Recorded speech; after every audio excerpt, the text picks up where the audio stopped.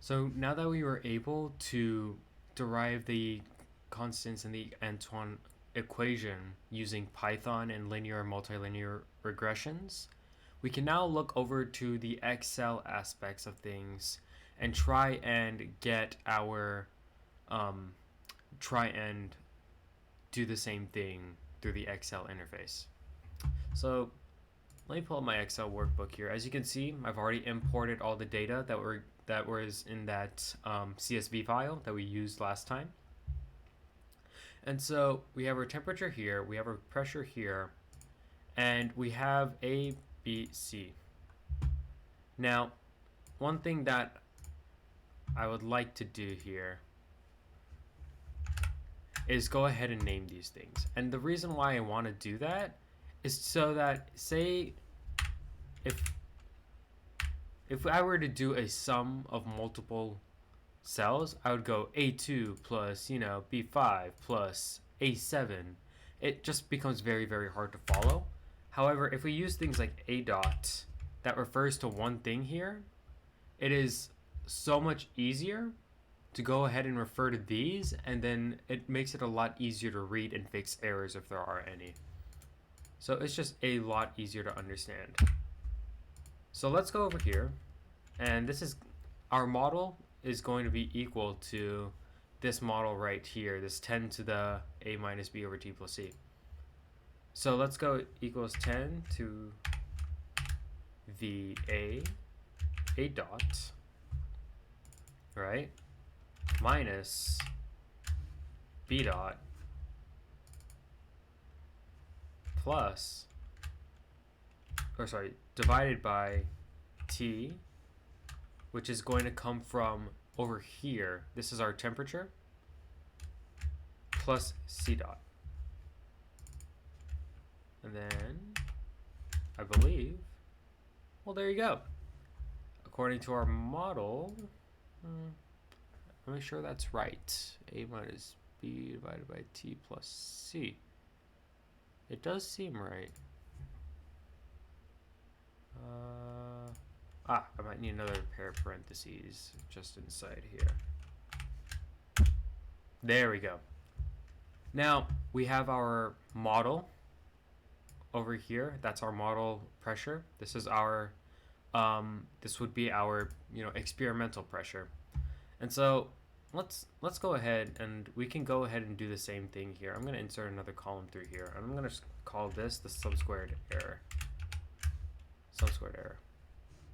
And what that's going to be is I'm going to set that equal to the model pressure minus the experimental pressure, and that's squared. And if we do that, you see that there is a good amount of error there.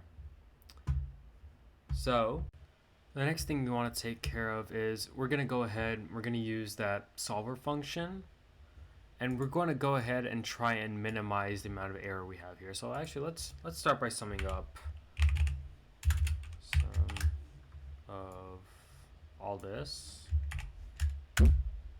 Right, so that's our total amount of error.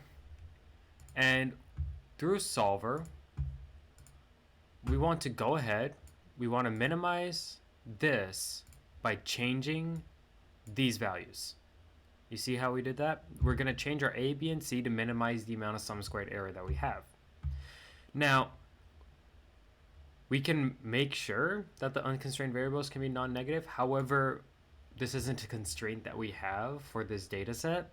There are also a lot more constraints that we can set if necessary, but again, we don't have any of those constraints. So let's just run this. And look at that. So we changed our values. And now when we look down here, we see that, let me extend this out a little bit. We see that there's a little less agreement over here, but there's a lot more agreement up in the higher values. And that speaks to, remember, when we had that graph, we plotted our data points, we plotted our nonlinear regressions on that graph. And the data near the base of the graph that had a lot more error than whatever was at the height of the graph, where that error is a lot more if we are off by even a couple data points. So this is our new minimized error using that solver function. So another thing we can do here is we can say that we don't want the absolute error between these two. Instead, we want a relative error, right? We don't want to minimize the absolute error between these two, the absolute value of the error. Instead, we want to take the relative error between the two values and minimize that. So in order to do that, I'm going to insert another column here. And I'm going to call this log SSE, log sum squared error. And what I'm going to do here is I'm going to take the log of both the model and the actual experimental pressure and square that for the error. So let's go ahead and do that. So let's go equals log of the model minus the log base 10 of the pressure. And then we're going to square that. Now, as you can see, error here is already pretty small. It's not anything crazy. So let's add up the entire error here. Take the sum of that. And now we're going to ask solver to minimize that.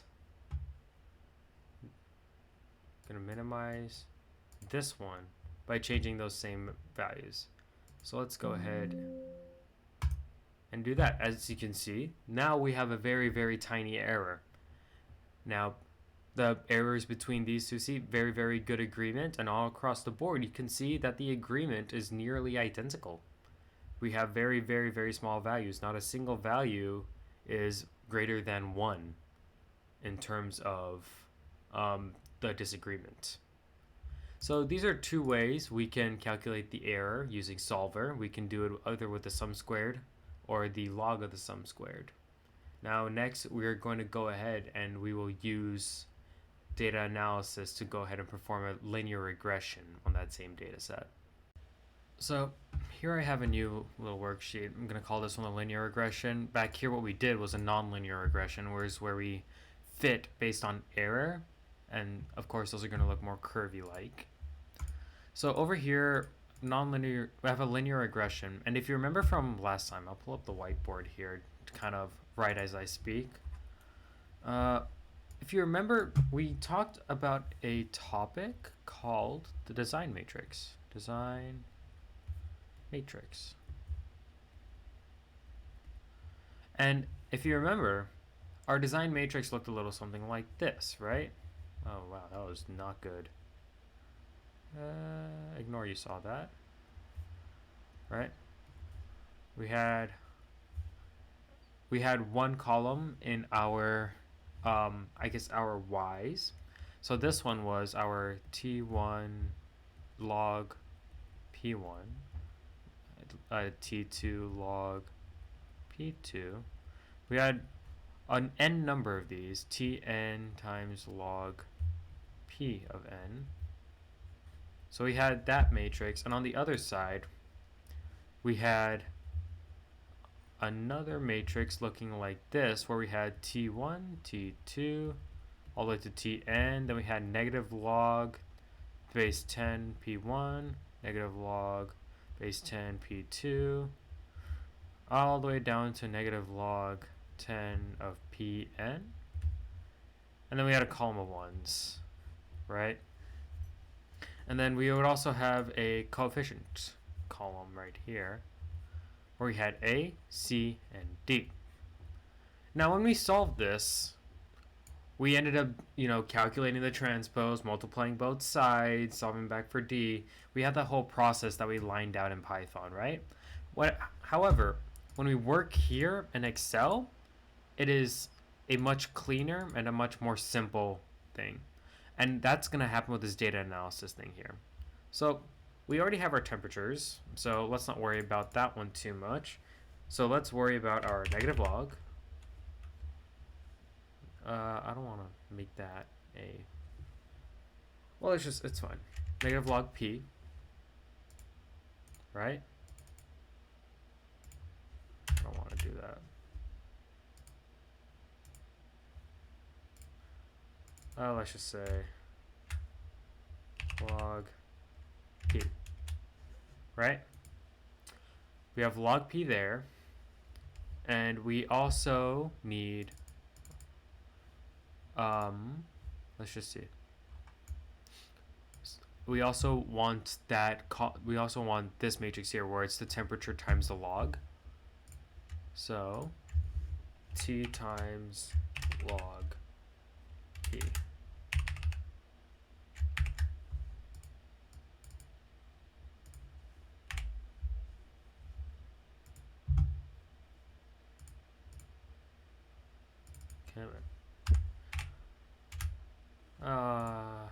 It might not want to work with me here, but that's alright, we'll make it work.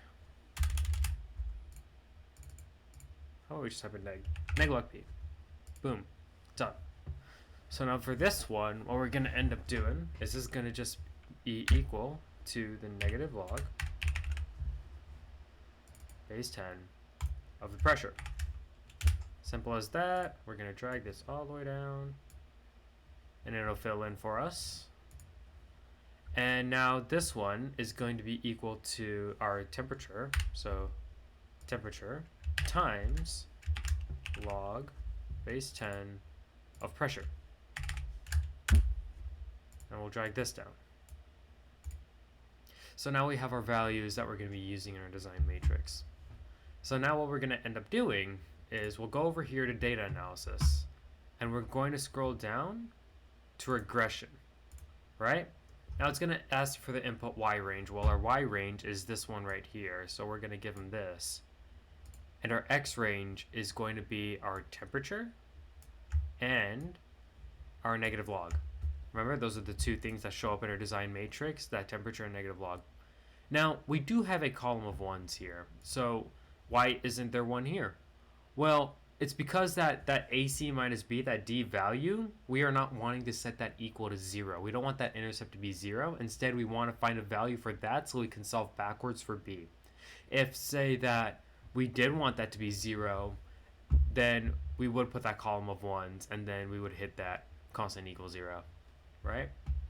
So we have all this, and now I'm going to put the output range right there. Oh, a contiguous reference, it says. Okay, so it looks like I just need to copy and paste over this over here. Nothing too crazy. Okay, retry that. So your input y range is right there. Input x is going to be these two.